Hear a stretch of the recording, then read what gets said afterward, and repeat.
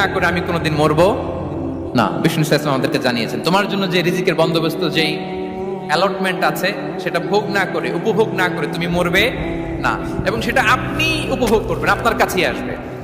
ধরুন আপনারা যে ফল আমেরিকাতে খান, এটা কি আমেরিকায় চাষ হয় ফল, নাকি কানাডা মেক্সিকো থেকে আসে?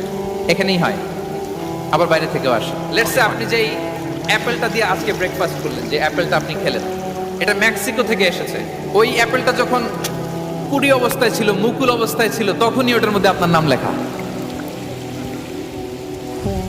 এর মধ্যে কত পাখি এসে ওই গাছে বসেছে, কত মুকুল নষ্ট করেছে, ওইটা নষ্ট করে নাই, কারণ ওইটা আপনি খাবেন। ওইটা পুষ্ট হয়ে সুন্দর একটা ফল হয়ে ইম্পোর্টেড হয়ে এটা আমেরিকাতে আসলো, আমেরিকার বাজারে। অনেক মানুষ ওই ফলটা সুপার মার্কেটে যে ধরে চড়ে নেড়ে আবার রেখে দিয়ে চলে গেছে, নেয় নাই। ওইটা সে খাবে না, কারণ ওইটা আপনার রিজিকে